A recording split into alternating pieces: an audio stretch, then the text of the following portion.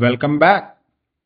In this lecture, we will learn to use Spark Structured Streaming API for data ingestion into our bronze layer from a landing zone directory. And we will learn how to implement manual schema evolution approach for Spark Structured Streaming data ingestion. So let's start. As usual, I'll go to my workspace, open a notebook that I have set up for you and connect the cluster, do some cleanup and then do a setup. So basically I'm creating DemoDB database in the dev catalog and also setting my base directory location. So this is the base directory location for this demo. Since we want to implement data ingestion scenario from a landing zone, so I've set up a landing zone directory. Let's see what do we have in the landing zone directory. So we have 3 data files in the landing zone directory.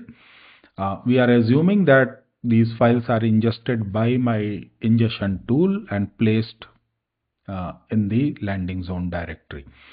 And we want to write Spark structured streaming code to ingest data from this directory, from these files into my bronze layer table. And we want to use manual schema evolution. So I want to create a bronze layer table with a fixed schema. So I have code written here for my bronze layer table. So let me run this and I'll create a bronze layer table with a fixed schema. It's like invoice number is int, string, int, timestamp, double int. That's how we assumed my invoices raw table should be. So this is the table. And then since we want to use Spark structured streaming for ingesting data, I'm making an assumption that you already learned Spark structured streaming. You are familiar with the API. So I'm not going to explain that, but I have a function here. This is my Spark structured streaming code function. So I have a function here, ingest function. I have defined it using a Spark structured streaming code to read data from a landing zone directory, create a streaming data frame, and then without making any modification, without applying any transformation, write that data frame into my target bronze layer table. That's what we want to do. So simple function. I define a schema because I don't want to go for a schema evolution automatically. So I want to make sure that I fix the schema for my ingestion pipeline and my bronze layer table. So I define a schema here which matches with the table schema and my data file also. So we have invoice number, stock code, all these are defined, and then I'm using a spark.readStream to read data as a stream and create a streaming data frame. Format is CSV, header is true, schema is defined here, so we want to use that schema and read it from my base directory / invoices, which is my landing zone directory. Create a data frame and then use that data frame to write the stream. Format should be delta, and this is my checkpoint location. I want to use append mode, and we want to use available now trigger only. We want to run it as a single micro batch for all the data files that are currently available in the landing zone, and then stop. We don't want to keep on running as a continuous series of micro batches. We are just simply testing it. So I want to run it as a single micro batch for available data and then save it to a table. This is our bronze layer table. So function definition ends here, starting from here, it ends, and then I'm also making a call to the function. So let me run that. Once I run it, my data for the current files should be ingested. So it's running iStream. iStream is finished. Hopefully my data is ingested. So let's try querying the table, and we saw 793 records. That's what we have in our 3 data files that we ingested, right? So we got the data is ingested, and now let's move on to the next step of the scenario. Let's say your ingestion tool ingested some more data and saved it in the landing zone as a new data file.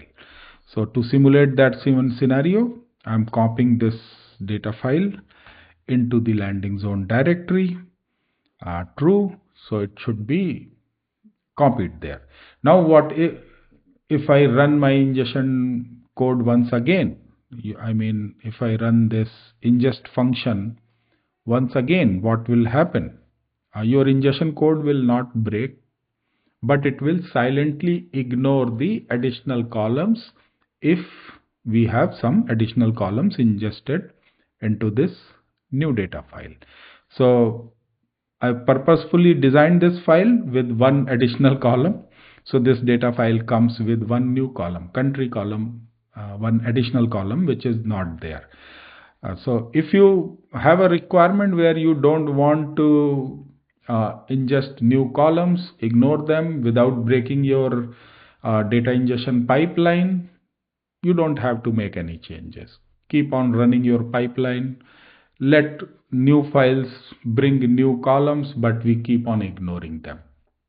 If that's the requirement, you are good. But if we have a requirement to incorporate those new fields in our bronze layer table, so we will have to do 2 things. First, evolve the schema. So we'll have to evolve our table schema, add new columns, and then second, we'll have to tweak or modify our ingestion pipeline so it identifies the new columns and start incorporating them also from the next run. So we'll do it in the 2 steps.